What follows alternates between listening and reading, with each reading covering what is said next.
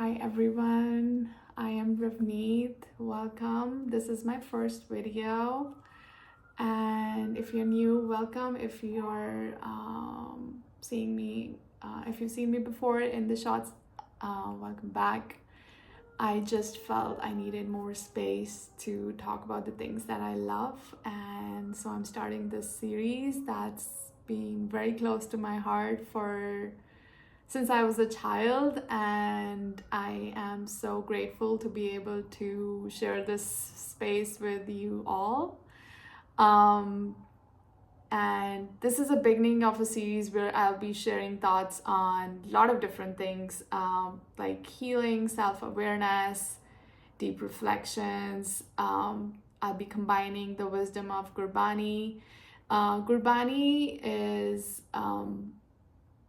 sacred text of Sikhs. I grew up as a Sikh, and while I don't follow everything, but I very much am in sync with the principles of Gurbani. It's a big part of my life and my identity, and it's I want to share that with all of you, and we need to take all the help we can get. I'll be using tarot, oracle cards, books, self-help, fiction, non-fiction, anything that have helped me on my journey, because I think everything is related. And I have a deep interest in what's beneath the surface, like anything we're hiding, we're protecting, the patterns we carry, the stories we hold on to. It's all really fascinating to me, and I believe that awareness is how we can begin to heal ourselves. So to me, Gurbani isn't separate from all of this. It has been portrayed like that in the collective, but I want to do my part in sharing my lens. To me, it's a living, breathing guide that directly speaks to the human experience. It contains psychology. If you're interested in music, all the Gurbani is written in rags, which is like poetic, a lot of poetic compositions. Spiritual people from all over the cultures, their compositions are in Gurbani, and they talk about a lot of different things, about the mind, about the body, about the soul. And there is no division at all. And I think I want to share that in this space. So this space is for anyone who's on a journey of grief, healing, self-awareness, self-discovery. And you will also see my cat around as we are doing this. So yeah. Today I want to talk about grief. I think it's a very important emotion that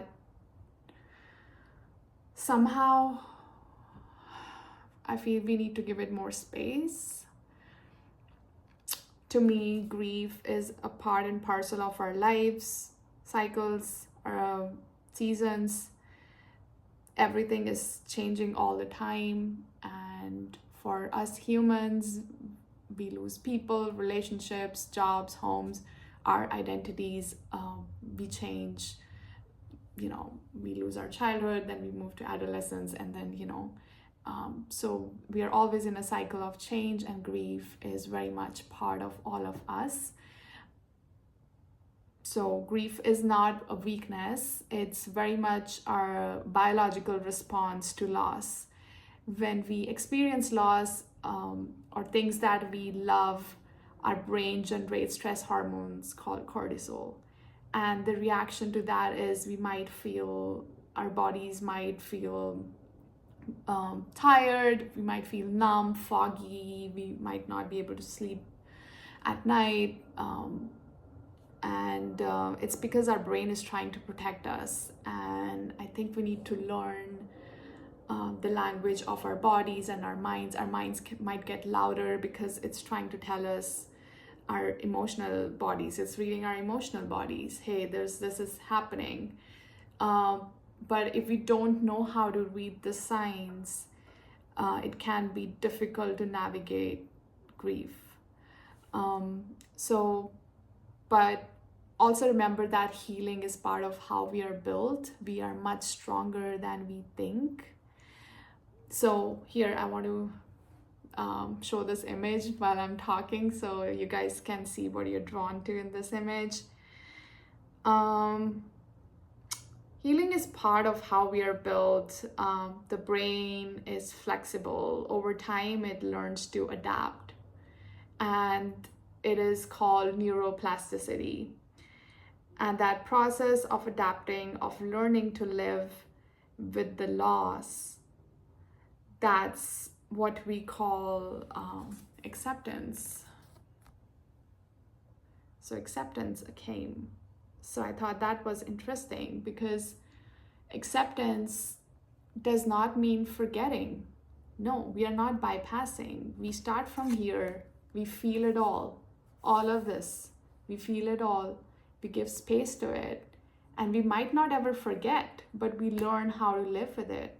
We learn to accept the things that we cannot change. Right. So, yeah, so acceptance. Acceptance means learning to live again with love, with meaning.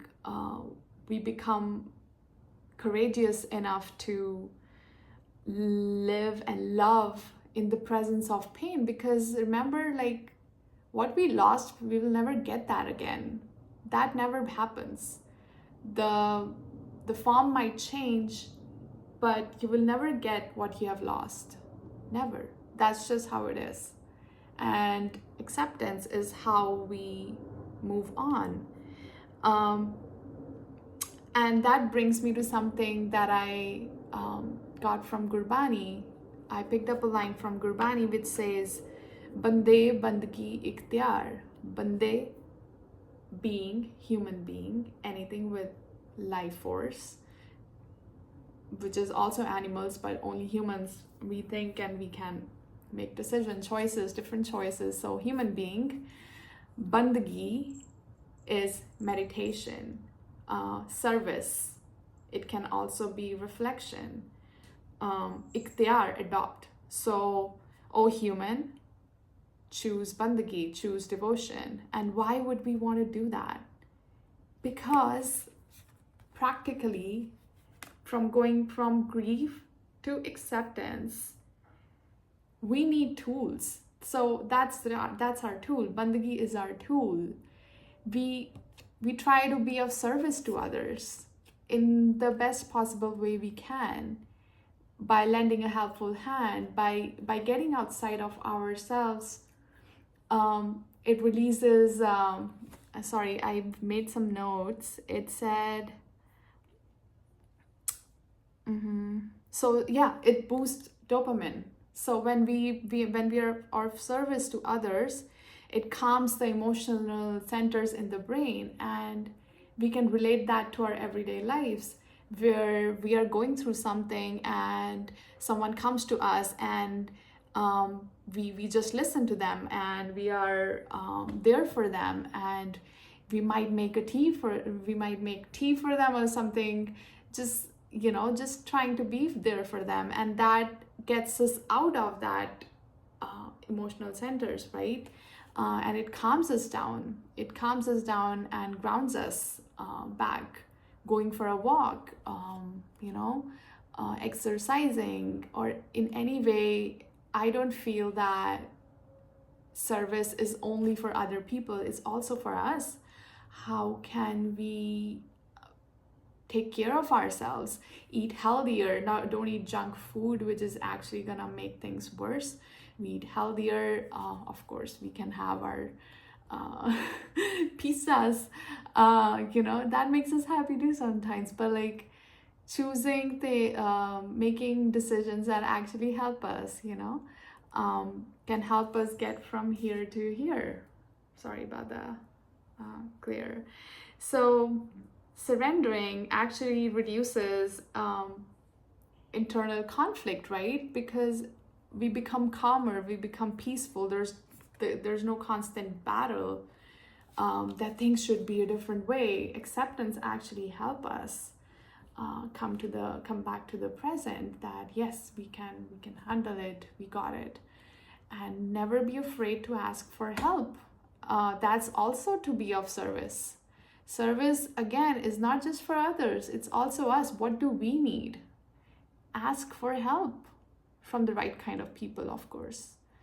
So yeah, let yourself feel what you feel, and then slowly, gently choose tools that can help you get to acceptance. And of course, like, you will always know when is the next step, right? When are you ready for the next step? So yeah, if this message touched something in you, I am so grateful. You can leave the rest. I'd love to hear from you in the comments, and maybe you are going through grief right now, or maybe you have already walked that path, you know, being a human. Even one word could save someone else who's grieving. So, and if this helped you, please help it share forward, and someone else might need it.